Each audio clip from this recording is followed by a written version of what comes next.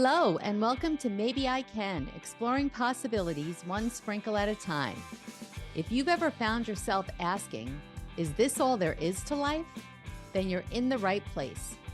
I'm Debbie, author, speaker, entrepreneur, and coach. And every Tuesday, I'm here to share a sprinkle of hope and inspiration. Together, we'll uncover the more joy, more fulfillment, more prosperity, more fun. We'll share stories of transformation, actionable tips, and that little nudge you need to take the next step. So let's embark on this journey of discovery and say, maybe I can, to a life filled with more. Ready to find out? Let's get started. The Maybe I Can show starts now. Hi, everyone, and welcome to the Maybe I Can podcast. I'm your host, Debbie Weiss, and happy 2025. Thanks for kicking off the new year with me. You know, I have to be honest, until I looked in the camera, I forgot that I was not in my show outfit. I was in my all-day working outfit, and this is what happens when you don't look at yourself. But, you know, I have to show you, if you can see on camera, I've got that LOVE, the love old kind of logo, but anyhow. Today, I'm very excited about the perfect guest to inspire us and a great way to kick off the new year with talking about forgiveness. So meet my guest, Katharine Giovanni. She's a 3-time award-winning best-selling author, speaker, and one of the original founders of the independent concierge industry. Katharine has authored over 12 books, including her latest release, The Ultimate Path to Forgiveness, Unlocking Your Power. Katharine's journey from battling stage 3 breast cancer to navigating a challenging childhood has given her profound insights about resilience and forgiveness. Join us as Katharine shares these invaluable lessons and explores the transformative power of forgiveness. Get ready for a conversation that is brimming with inspiration and empowerment. Katharine, welcome to the show. Thanks so much for having me. I appreciate it. Absolutely. So I'm going to ask you the same question that I ask all my guests. And from your introduction, I'm sure you have many answers that you can choose from. But tell us about a time where you went from a defeated, I can't mindset to an empowered, maybe I can attitude. I have all sorts of stories I could tell you.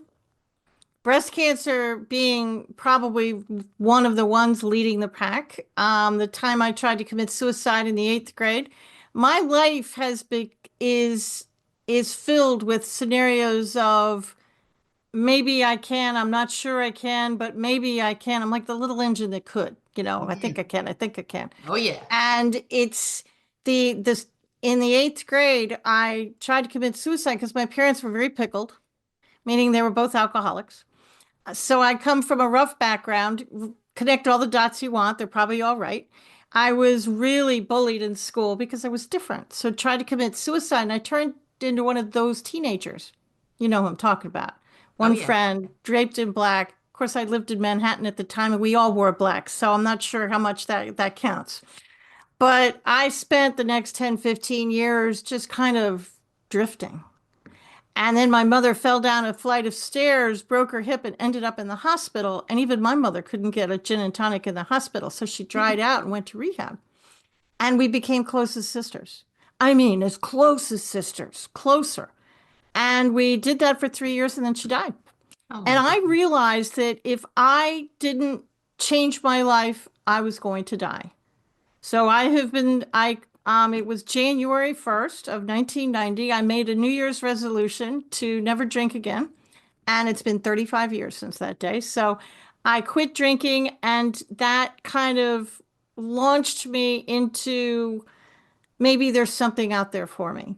I've been married for 33 years, and I've written a bunch of books, but forgiveness is really the fuel that fired that engine throughout the whole thing. And the thing about forgiveness, it's a funny thing. Everybody tells you to forgive. Nobody teaches you how. Mm-hmm. And what if you don't want to? What if it's an unforgivable act? Then what do you do? So I'm a forgiveness coach, and I teach people how. So amazing, very interesting story. I want to know, I want to know so many things before I even start talking about forgiveness. And I know that that's what we're going to get into. But from that time, were you always the kind of person that was able to bounce back? You know, you obviously things got to such a low point in eighth grade that you tried to take your own life, but then did you just say, oh, okay, I'm good now? I mean, you know, you said it took 10 or 15 years. You're trying to find yourself. Like, do you think that being resilient or having that strength came from all your adversity or people born with it? You know, how were you dealing in between all of those things? If it doesn't kill you, it makes you stronger, right? Yeah, I have good always song. been, I've always been a positive person, and I've always had some way to, as Taylor Swift says, shake it off. Mm. And I've always had at least one, even back then, I had one or two really close friends that I turned to in times of trial. One of them talked me out of committing suicide. And I've always been a writer. It's my happy place. I love to write. So I dove into books like Laura Ingalls Wilder, Little House on the Prairie. Don't laugh, don't judge. I'm But not judging. I'm only kidding. I'm only Oh, kidding.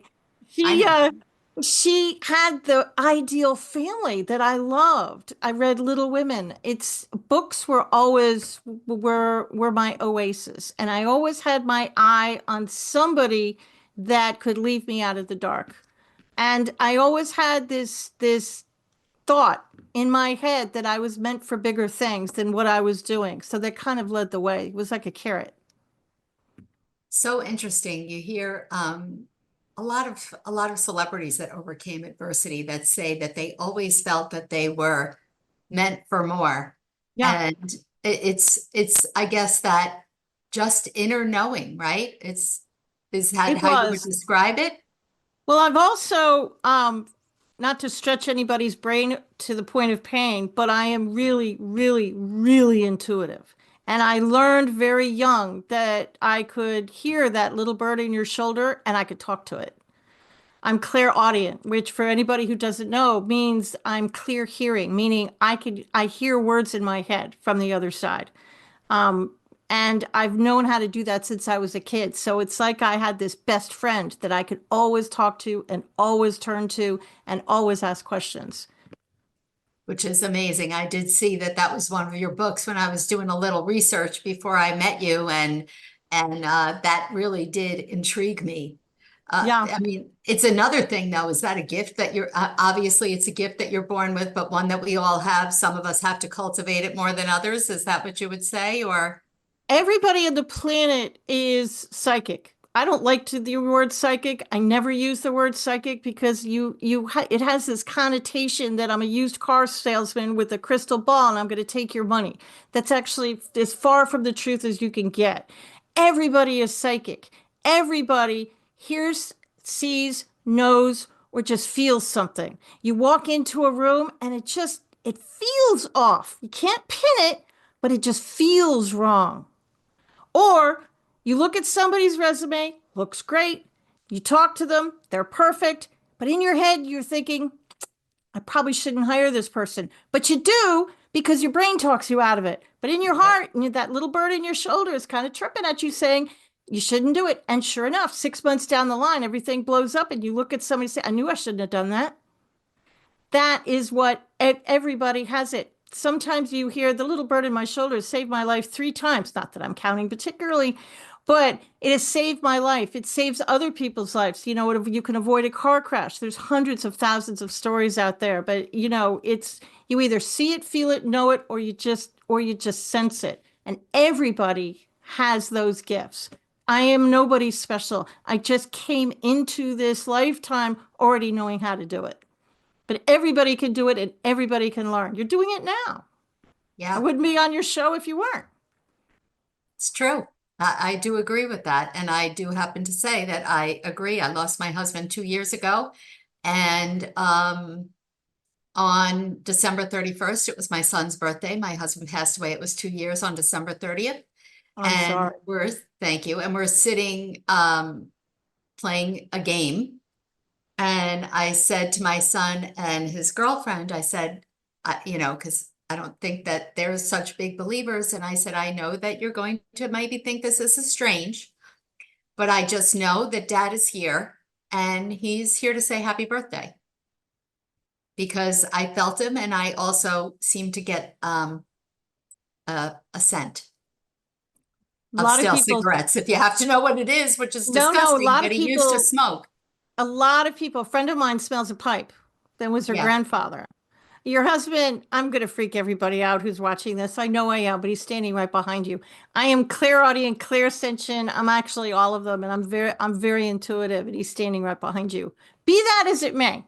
Yeah. Everybody can do this. My husband was a month ago was in a horrible car accident. He's going to be fine, but he's been in the hospital for a month. And the day it happened, I just had this sixth sense that something was wrong. I knew something was wrong. I knew something was going to happen, and it did. Everybody can do this. And one of the books I wrote teaches you how to do this, but it's really the guiding force behind how I managed to bounce back from all these things.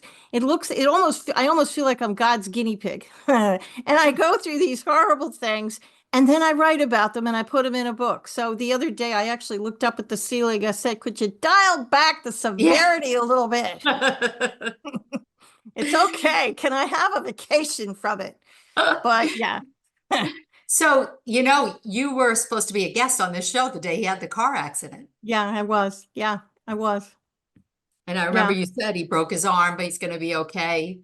Broke Right? his arm, broke his back, broke 4 ribs. Oh, He's been in the hospital for like 4 weeks. I had to cancel so many podcasts. But sure. the good news is he's absolutely going to be fine and it's going to recover. It's just going to take a minute. Yeah. Well, good. Very, very glad to hear that. All right, so let's move on to forgiveness and this unusual formula that you have that you can teach us how to forgive the unforgivable. Well, first of all, just because I forgive you doesn't mean I want a relationship with you. Mm, Probably don't. Forgiveness does not necessarily mean repair.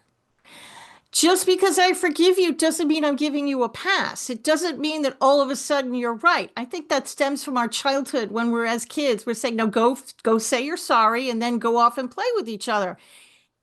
And that's actually not right. I'm not giving you a pass. You're still wrong. You're still a dumpster fire. What forgiveness means is I want you out of my head. mm, Bottom line, I want to stop thinking about you. I want to stop dreaming about you. I want you out of my head so I can start to live life again. And the other person is probably not even thinking about you at all. So, on a scale of, on a 10 scale, with 10 being unforgivable and 1 being the easiest person to forgive, everybody watching this right now, y'all are thinking of your number 10, that unforgivable person. And that's fair. But you don't have to forgive the unforgivable. Why? Because there's many people, places, and things, and I did say places and things, stay with me, that you can forgive before you even get to that person. How about the person on I-95 South that cut you off? Forgive that person. How about the person that cut you off in the grocery store? Forgive that person. Start with the easy ones and work your way up to the hard ones. mm, That's part of the system. It's a step-by-step system that's going to slowly get you to be able to forgive the unforgivable. Now, why have I said you don't have to forgive the unforgivable? Because in my humble opinion, for what it's worth, I truly believe there are things that are unforgivable out there. And I truly believe there are unforgivable people out there. And I also believe that everybody's measure of that is different. What mm, I think is unforgivable, you may think isn't. So that's fair. If you have an unforgivable person that you just literally can't forgive, that's fine. I want you to pick apart the memory. So I'm going to have you sit down and write a list of all the people you want to forgive, and from the sandbox to present day. And then I want you to rate them from 1 to 10. 10 being awful, 1 being easy. And you can have 20 number 4s if you want. I don't care. And you can also skip numbers if you want. Just write the list. And then my mantra is very simple. It's a very simple, real quick poem. You don't have to dance, unless you like to dance. You don't have to mhm. burn incense or carry crystals unless that's what you like to do. It's a very simple thing. And then the secret sauce to the whole thing is energy. I get a lot of people looking at me saying, I did forgive them. You did. You did the work. You stumbled on the correct formula and you were able to forgive. But they're not staying forgiven. Why? Because you didn't forgive the energy around them.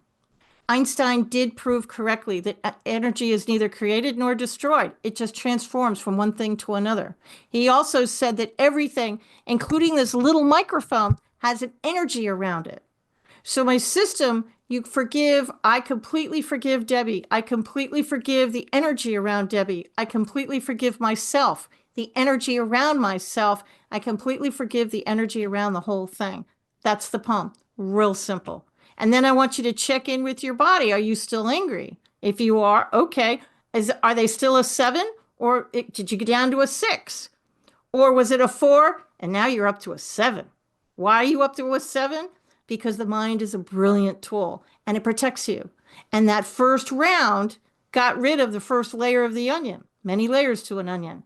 And it looked, it said, oh, okay, Debbie's ready. So it's going to unlock that back closet, unlock the padlock, and memories are going to pour out of you that you don't remember. Write them down, keep going. My method is a marathon. It is not a sprint.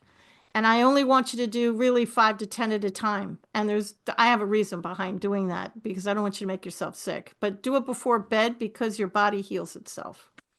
When it comes to the unforgivable, you might be yourself. Maybe yourself. Maybe you're your unforgivable person. It's entirely possible. Mhm. Pick apart the memory. In other words, let's take one of my childhood bullies. Let's say I wanted to forgive my bully, which I did, and I didn't want to forgive the bully. Pick apart the memory. Forgive the table, the chair, the building, the playground, the people that stood around and didn't help you. That's what you forgive. Forgive your childhood home. Forgive your workplace. Forgive your desk. Everything and the energy around these things. And that's going to start freeing up your mind. I forgave 1974. I'm dating myself now. That's the year I tried to commit suicide. I forgave cancer. I forgave the chemo. I forgave the chemo chair for radiation. I forgave that radiation slab. And it really is a slab. It's awful. I forgave all of that. And it freed my mind up. You can forgive anything. If it's making you angry, you can forgive it.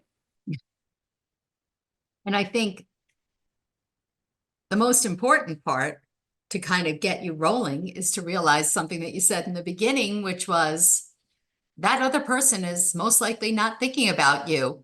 No, they're not. It's all you. It's all you. It's all you're causing more harm and strife to yourself. Yeah. Your anger and is not productive in any way. It's like drinking poison and hoping the other person dies.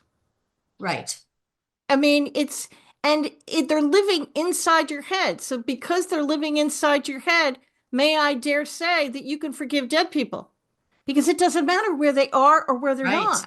It doesn't matter. They're alive and well inside your mind. Now let's talk about the forgive and forget garbage. Nobody's going to forget. I'm from New York. We don't forget anything. Neither do you in Jersey. We're not going to forget people. Okay. There might be some unicorn person on the planet that can forget. I'm not your girl. Not going to happen. But if you use my method, what I can promise is neutrality. My method will remove the emotional charge. So when you go on Facebook or you go to a party, you see this person's name or you see the person themselves, you won't care. You won't care. Your brain's not going to want to smash them. You're not going to go back into the memory. You literally won't care. You're not going to think good things or bad things. It'll be neutral. You won't care. And that's what I'm looking for. I'm looking for neutrality so you can concentrate and get your life back. So there's no reason for you to, let's say the person is alive. Let's say that you do run into them at a party and it's an uncomfortable situation and you have no interest in talking to them, even though you forgave them. What do you do? Like, I would imagine that I'm thinking of a particular situation, of course, in my own life, and I have forgiven them. My friends and family don't understand why I've forgiven them. And maybe I've made excuses for them in my mind. I don't know the whole story because we've never gotten far enough together to discuss it. She's mad, I'm mad, and it's a he said, she said, and no one knows what's going on inside the other person's head. Is there a time where it pays to talk it through with the other person? You can talk it through if you want closure. You don't have to. Forgiveness is selfish. You do it for you. You don't have to reach out to the other person. You can do it in the privacy of your own home. Nobody has to know you're doing it. And that actually happened to me once. I did run into a person that I had forgiven, and it was, it was an event and I saw them. And, I didn't care. And what did we talk about? What strangers talk about? We talked about the weather. I wished them well. Did I really mean that I wished them well? In some universe, yeah, I really did wish them well. I don't wish ill on anybody. But I wasn't angry. I carried on a conversation. It was a short conversation, and that was that. There was no emotional charge when I saw that person. I had no desire to walk up to them. Sure. But when they walk up to me, shook their hand, how are you? Didn't say it was nice to see you because there was some part of me that kind of, didn't think it was nice particularly. But it wasn't not nice. I didn't care. It's like, so, what are you up to? It was a very vanilla conversation, bland. And that's what you're going for. And I left I wasn't angry. It didn't take me a week to pull me off the ceiling. I just went about my life. I was neutral about it. Yeah. What about, like you talked about your bully, when I wrote my memoir and I started telling certain stories, boy, I didn't realize how much anger I still even had inside of me from what happened when I was 5 years old, 8 years old, all the stories, and just reliving that through writing, it brought this whole well of emotion forward. Now, let's say, and I wasn't anticipating that. Even though they say it, I thought, oh yeah, because writing I'm not, until more recently, I haven't had that connection to writing. So I was unaware the benefit of what it can do. But what about the person who hasn't written or doesn't journal? How do we know? Are we still angry? Have we not forgiven? Does it pay to do an exercise in looking back and trying to figure out who we might still be holding a grudge against? That's where the little burn in your shoulder is going to come into play. There's all sorts of worksheets and stuff in the book, blah, blah, blah. But I want you to sit down and just write a list. And the list you write today is going to be different than the list you're going to write next week. And I want you, without thinking about it, write down 10 people that you think you need to forgive. First 10. Don't judge yourself. Don't second guess it. Write it down. And if you write down something like a little red wagon, which my best friend did, she didn't know why she wrote down a little red wagon, had no memory of a little red wagon, yet there it was in her paper. She didn't judge it. She just forgave it. Simple thing. Obviously, it was a level 1 kind of forgiveness thing, but she tossed it. Don't judge. Just write the first 10. Then label the people 1 through 10. An 8, a 9, or 10 person will be on that list because that's what you're thinking of right now. Don't judge that either. Just put them on the list. And then start with the number 1 and work your way up. When you're done with that list, start it again. Now, if you manage to forgive somebody, scratch their name off. If you do the forgiveness mantra and you're still mad, okay, well, maybe the 10 is down to a 9. Maybe there's still a 10. Okay, wait 24 hours, do it again. Maybe you can't forgive your number 10 at all. Okay, just forgive the energy and nothing else. Okay, Katharine, I don't need to forgive anybody. I'm good. There's nobody in my life I have to forgive. Okay, sure. Let's talk about that. Did you get mad at the news the other night? Forgive the news. Forgive the politicians. Did your football team lose? Forgive the team. Or say this for the next 10 days or the next week. I completely forgive myself for not being able to forgive and the energy around this thought. Say that every day for the next week. And I'm pretty sure that when you sit down to finally write a list of people, that back closet of your mind's going to open up and you're going to finally think about some names. We're humans. Humans irritate other humans. Somebody cut you off in aisle 5 of the grocery store yesterday. Go put that person on your list. Your Yep. mail was late. Somebody didn't show up for a podcast. Put these people on your list. And what about forgiving yourself? Does forgiving yourself, I know so many people who live with regrets. Why didn't I? Why, those kinds of things. I mean, to me, those seem like you've got to let yourself off the hook and move on. Yeah. This is the first book of 3, and the second book is about how to forgive yourself. And I'm writing it right now. But to forgive yourself, I want you to treat yourself like a number 10. And this is how I did it. I I can never pronounce that word. Yeah. Compartmentalized myself. Because when I woke up this morning, all my past selves are in the past. I can't do anything about them. I'm a new person every morning. So I took teenage Catherine and I looked at her. I looked at the things that I did. I wrote down those memories. I wrote down the people I thought I hurt. And I forgave myself for all of those things using my own mantra. And I rated them. Some of them were a 10, some of them were a 1. And when I got through that decade and I managed it, I went to the next decade and I did it again. Mm, And I did that in combination with my own personal number 10s, who I wanted to forgive. But when it right. came to myself, I just substituted everything. And I forgave things memory by memory. And I Mm, can't tell you how freeing it was. yeah. Yeah. I think all of us at some point or another have forgiven, and it is freeing, and it's us that we're letting free. So, Katharine, I can't believe a half hour has already gone by. You've given us such fabulous information, and I want everyone to be able to get a copy of your book and see the worksheets and all the work that you do. So where can the audience learn more about you? Well, you could easily go to Amazon. The book is on Amazon, and I do understand that not everybody likes to read, so the audiobook, the ebook, and the paperback are available. You can go to my website at katharinegiovanni.com, and Catherine, thanks to my mother, is spelled a little strangely. Thanks, Mom. Katharine Giovanni.com, and all my socials are on there. Everything's on katharinegiovanni.com. And the links are in our show notes, so you can check it out there. Katharine, thank you so much, and best wishes to your husband. Thank you. And thank you for sharing all of your wisdom with us. Thank And you. to everyone else, I will see you next week. Make it a great one. Thanks for spending part of your day with me here on Maybe I Can, exploring possibilities one sprinkle at a time. It's been great having you, and I hope you're leaving with a spark to light up your journey to more. Remember, every big change starts with a single maybe. If you're ready to kickstart that change but not sure where to begin, I've got just the thing for you.